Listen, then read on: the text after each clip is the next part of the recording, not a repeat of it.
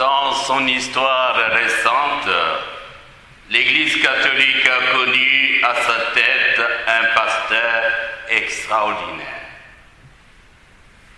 Luciani Albino, c'était son nom de famille, mais qui a été élu pape sous le nom de le pape Jean-Paul Ier. C'est le pape au sourire éclatant qui a frappé dès le début de son pontificat le monde entier. Un sourire qui avait séduit de nombreux croyants dans le monde, mais hélas, la mort nous l'avait arraché très tôt, le 28 septembre 1978, 78, soit 33 jours seulement après son élection le 26 août de la même année comme pape. Savez-vous pourquoi ce type et grand pasteur de notre Église, qu'a connu notre Église, souriait tant? Le savez-vous? C'est un comportement vraiment humain et que de savoir sourire et rire, me diriez-vous. Plus que cela, selon moi, à mon humble avis, lui au moins a compris que le message de Dieu, la bonne nouvelle de Dieu, passait forcément par le rire et le sourire humain, qui est le symbole du soleil qui vient apporter la chaleur à nos vies.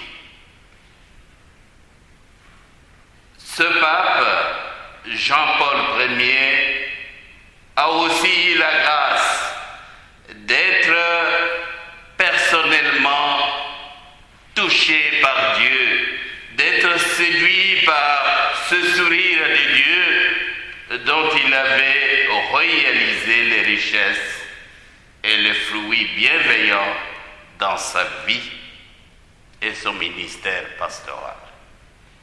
Il m'a été aussi rapporté que dans la chaîne des pasteurs que vous avez eus ou qui ont eu la grâce de diriger cette paroisse, il y en avait aussi un qui savait sourire.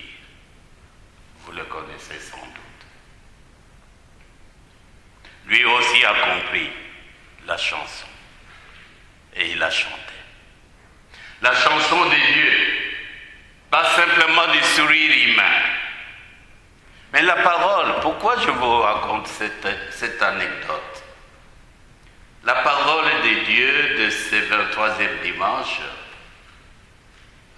s'offre à nous précisément sous les signes des bienfaits du sourire et du rire de Dieu à son peuple tant aimé.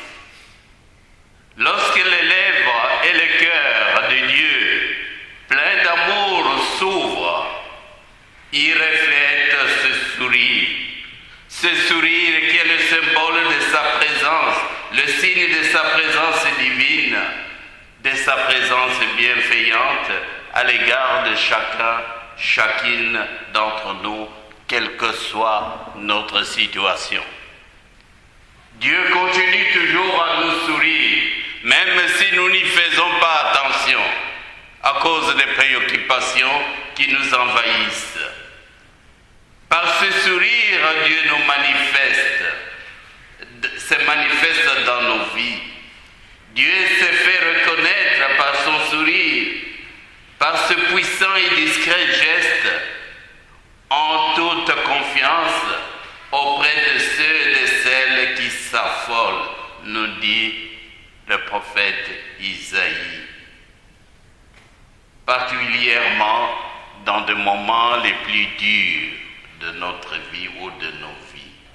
Les moments d'épreuve, de maladie, de deuil, d'angoisse, de doute et de dérive, que sais-je encore. Soyez forts, nous dit le Seigneur. Soyez forts, ne craignez pas.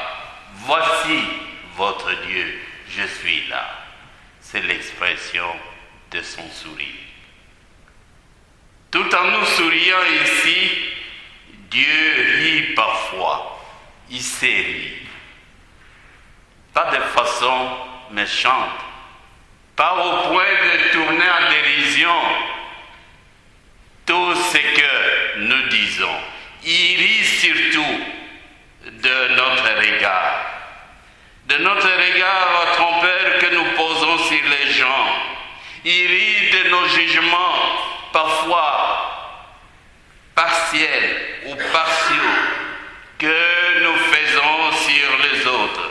Il rit aussi de nos perceptions et de nos opinions, souvent partiales et erronées, que nous faisons les uns des autres. Mais le sourire de Dieu s'exprime aussi par des paroles et des gestes de libération. Voyez les gestes que pose Jésus au bénéfice de cet infirme, sourd et muet de surcroît, privé de l'usage de sa parole, qui vivait dans les capacités de dire quoi que ce soit, de s'exprimer, d'exprimer ses sentiments, ses opinions. C'était l'infirmité. Mais Dieu lui a souri. Il lui a souri par des gestes. Le geste de l'imposition des mains que Jésus a posé sur lui. Le geste aussi du toucher. Il a touché ses oreilles avec, ou plutôt il a touché sa langue avec sa salive. Et ainsi sa bouche, ou plutôt ses lèvres, se sont ouvertes. Sa langue s'est déliée. Il s'est mis à parler correctement. Autant de gestes de soulagement, autant de gestes de libération du lourd fardeau qui pesait sur lui. Ce sont aussi des expressions concrètes du sourire de Dieu qui vient soulager lorsque les lèvres de Dieu s'expriment, ou plutôt s'ouvrent. Dieu vient soulager nos souffrances, nos maladies, nos angoisses. Il vient nous libérer, il vient nous guérir. Saint Jacques, dans son épître, nous dit aussi que le sourire de Dieu est un appel discret qu'il adresse à chacun d'entre nous, à poser sur nos proches plutôt un regard d'accueil et d'amour inconditionnel, sans partialité, sans frontières. Autant d'expressions de sourire de Dieu lorsque il l'adresse discrètement à nous tous. Faisons, chers frères et sœurs, de notre paroisse, au début de cette nouvelle année pastorale, faisons de notre paroisse et de notre communauté un espace que traverse constamment le soleil du sourire de Dieu. à travers nos paroles, nos gestes, nos jugements qui témoignent de la bienveillance, de l'amour